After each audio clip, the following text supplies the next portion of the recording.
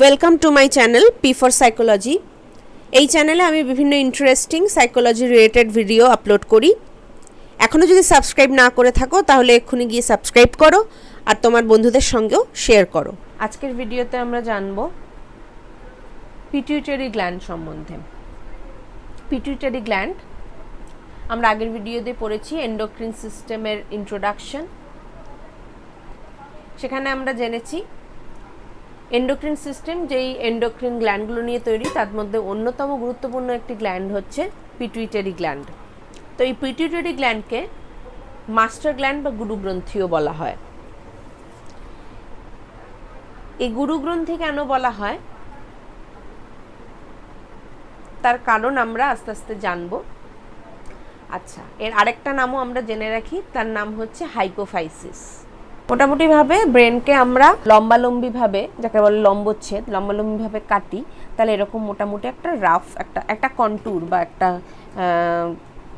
Rough structure দেখতে পাবো। সেটা অনেকটা এই রকম।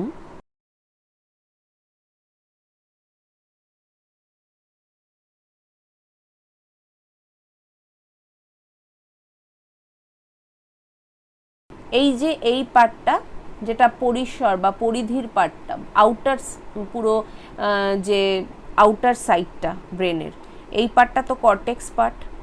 এই পার্টটা হচ্ছে কর্টেক্স পার্ট, সেরিব্রাল কর্টেক্স যেটা আমরা জানি ব্রেনের। ঠিক আছে, এইটা হচ্ছে এই যে এই পার্টটা হচ্ছে বেস পার্ট, ব্রেনের বেস পার্ট। আর এইটা আমরা যেমন জানি এই পার্টটা পুরোটাই ব্রেন স্টেম, যেখান থেকে লম্বালম্বিভাবে একটা স্টেমের মতো জিনিস ব্রেন থেকে বেরিয়েছে। স্কালের পর থেকে আমাদের যে স্পাইনাল কর্ডের সাথে কানেক্ট করে এই পার্টটা ব্রেন স্টেম যাকে আমরা বলি। হ্যাঁ, এই ব্রেন স্টেমের উপরে যেই ব্রেনের যেই পার্টটা রয়েছে তাকে আমরা বলছি ব্রেনের বেস। এই পার্টটাকে আমরা বলছি ব্রেনের বেস। আচ্ছা, এই পার্টটাতেই কিন্তু আমাদের থ্যালামাস, হাইপোথ্যালামাস এই অংশগুলো থাকে। ঠিক আছে, তো এটা এমন কিছু একটা, মানে আমি জাস্ট বোঝানোর জন্য বলছি, এটা খুব ক্লিয়ার একটা ব্রেনের পিকচার নয়। তো এইসব দিকেই খুব মাইক্রোস্কোপেই একটা মটরশুঁটি দানার মতন সাইজ হবে, বড় জোর। সেখানে পিটুইটারি গ্ল্যান্ড, যেই গ্ল্যান্ডটা কিনা, ওই ছোট্ট গ্ল্যান্ডটা কিনা আমাদের পুরো বডির কোঅর্ডিনেশনে প্রত্যক্ষ বা পরোক্ষভাবে সাহায্য করছে এবং সারা শরীরে যত এন্ডোক্রিন গ্ল্যান্ড আছে সেই গ্ল্যান্ডগুলোকে রেগুলেট করে। আচ্ছা, এই সব দিকে এটা যদি হাইপোথ্যালামাস হয়, এই সব দিকে একটা ছোট্ট স্টক বা বৃন্ত দিয়ে হ্যাঙ্গিং বা ঝুলন্ত অবস্থায় রয়েছে আমাদের হচ্ছে ছোট্ট আমাদের পিটুইটারি গ্ল্যান্ড। এটা আরও ছোট থাকে, অবভিয়াসলি দেখার সুবিধার জন্য আঁকলাম। আচ্ছা, এই পিটুইটারি গ্রন্থিকেই, এই পিটুইটারি গ্ল্যান্ডকেই যদি আমরা একটু বড়ভাবে দেখি, বড়ভাবে আমরা দেখতে পারি পিটুইটারি গ্ল্যান্ডটা অনেকটা দেখতে হচ্ছে এই রকম একটা স্যাকের মতো, একটা বড় থলি, যে থলিটা একটা বৃন্ত দিয়ে connected. This is the stock part, stock বা বৃন্ত পার্ট যাকে বলে। এইটা একটা স্টকের মাধ্যমে তৈরি। ঠিক আছে, আচ্ছা, এরপর আবার চলে আসি আমরা আমাদের প্রেজেন্টেশনে। এবার হাইপোথ্যালামাস আবার পিটুইটারিকে পরিচালনা করে। হাইপোথ্যালামাস কি করে না, সিগন্যাল দিচ্ছে পিটুইটারিকে। পিটুইটারি হাইপোথ্যালামাসের সিগন্যালের উপর বেস করে, যেটা দরকারি সিগন্যাল, সেই সিগন্যাল দিচ্ছে অন্যান্য শরীরের অন্যান্য এন্ডোক্রিন গ্ল্যান্ডকে। এই শরীরের অন্যান্য এন্ডোক্রিন গ্ল্যান্ড তখন যে যার নিজেদের কাজ করছে, মানে যে যার নির্দিষ্ট হরমোনগুলো ক্ষরণ করছে, কি কতটা পরিমাণে ক্ষরণ করবে, কোন সময় ক্ষরণ করবে, কিভাবে ক্ষরণ করবে, এগুলো সব কিন্তু বলে দিচ্ছে। তার মানে আসলে কিন্তু চালাচ্ছে হাইপোথ্যালামাস। তাই জন্য হাইপোথ্যালামাসকে অনেক সময় মাস্টার অফ মাস্টার গ্ল্যান্ড বলে অভিহিত করা হয়। পিটুইটারিকে মাস্টার গ্ল্যান্ড কেন বলা হয়? পিটুইটারিকে মাস্টার গ্ল্যান্ড এই কারণেই বলা হয়, এই যে পিটুইটারি থেকে যে সিগন্যালটা যাচ্ছে, এই সিগন্যালটার উপর বেস করে শরীরের অন্যান্য গ্ল্যান্ড, যেটা বললাম কীরমভাবে কখন তার কেমিক্যাল হরমোন ক্ষরণ করবে, কতটা পরিমাণে হরমোন ক্ষরণ করবে সেটা ডিপেন্ড করছে। মানে একটা পিটুইটারি গ্ল্যান্ড অন্যান্য এন্ডোক্রিন গ্ল্যান্ডকে যেহেতু রেগুলেট করছে, মনিটর করছে, তাই জন্য পিটুইটারি গ্ল্যান্ডকে গুরু গ্রন্থি বা মাস্টার গ্ল্যান্ড বলা হয়। এবার আমরা দেখছি পিটুইটারির স্ট্রাকচারে। পিটুইটারির দুটো ভাগে বা লোবে আমরা ভাগ করতে পারি। একটা হচ্ছে অ্যান্টেরিয়ার লোব বা anterior portion of the pituitary, আর একটা হচ্ছে posterior portion of the pituitary.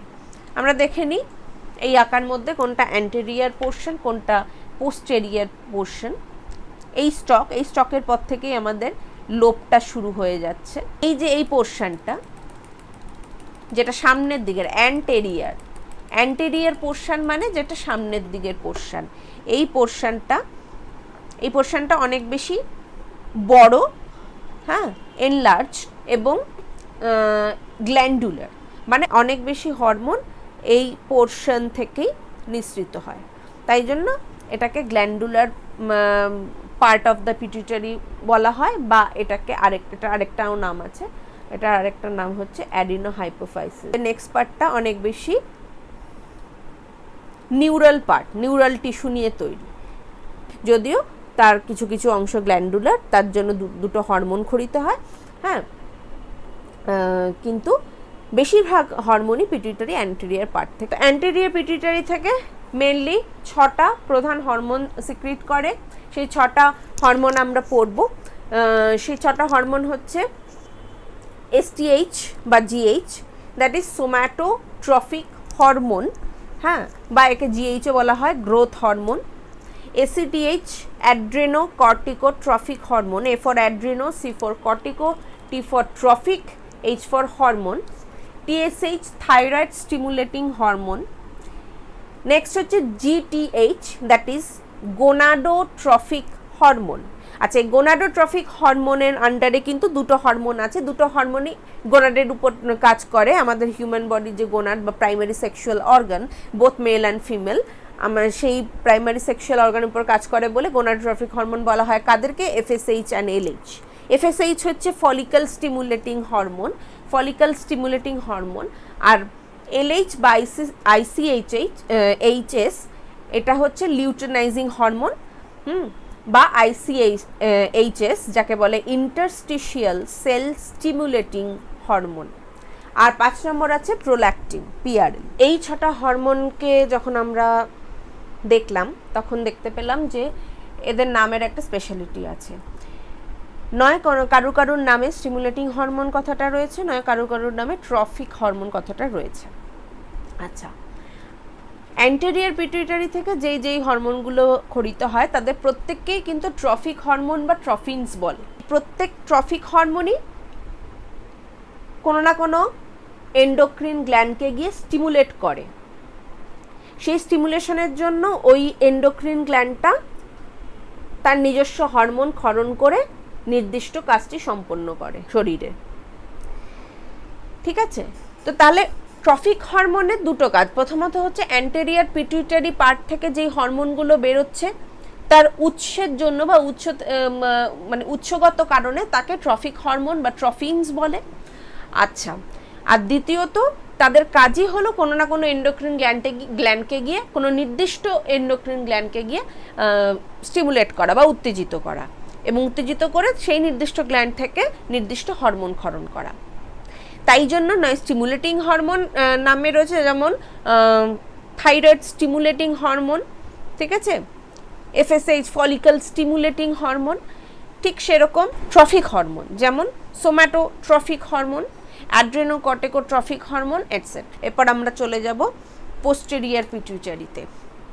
Posterior pituitary এইখান থেকে কিন্তু খুব, যেমন বললাম আমরা, খুব অল্প হরমোন ক্ষরিত হয়, খুব গ্ল্যান্ডুলার নয় পার্টটা, অনেক বেশি নিউরাল টিস্যু এর মধ্যে রয়েছে, এই যে এরমভাবে যে এঁকেছি নিউরাল পার্ট, তাই জন্য এই পোস্টেরিয়ার পিটুইটারিকে কিন্তু অনেক সময় নিউরো হাইপোফাইসিস বলে। এই পার্টটা থেকে খুবই কম, মানে দুটো শুধুমাত্র হরমোন ক্ষরিত হয়, ADH আর হচ্ছে অক্সিটোসিন। ADH এর ফুল ফর্ম হচ্ছে অ্যান্টি ডাইইউরেটিক হরমোন, আর oxytocin, itself oxytocin. Posterior pituitary থেকে যে দুটো হরমোন খরিত হয় সেই দুটো হরমোন কিন্তু পোস্টেরিয়ার পিটুইটারিতে তৈরি হয় না, সেই দুটো হাইপোথ্যালামাসে তৈরি হয়ে পিটুইটারি, পোস্টেরিয়ার পিটুইটারি অবধি বাহিত হয়ে আসে এবং পোস্টেরিয়ার পিটুইটারিতে স্টোরড হয়, হ্যাঁ, এবং সময় মতো সেটি খরিত হয়। কিন্তু অ্যান্টেরিয়ার পিটুইটারি যেহেতু গ্ল্যান্ডুলার এবং মোস্ট অফ দ্য হরমোন ওখান থেকে তৈরি হয় এবং খরিতও হয়। আচ্ছা, তাহলে এই ভিডিওতে আমরা এইটুকুই জানলাম।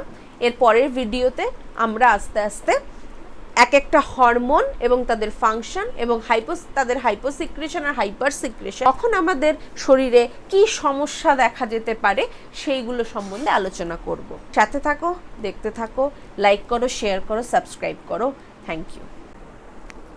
ভিডিওটা ভালো লেগে থাকলে লাইক করো, তোমাদের যা সাজেশন থাকবে কমেন্টের মাধ্যমে আমাকে জানাও, আর কোনো যদি স্পেসিফিক ভিডিও সাজেশন থাকে সেটাও কমেন্ট করে আমাকে জানাও। আমি যত তাড়াতাড়ি সম্ভব এই চ্যানেলে সেই ভিডিওগুলো আপলোড করার চেষ্টা করব। Thank you.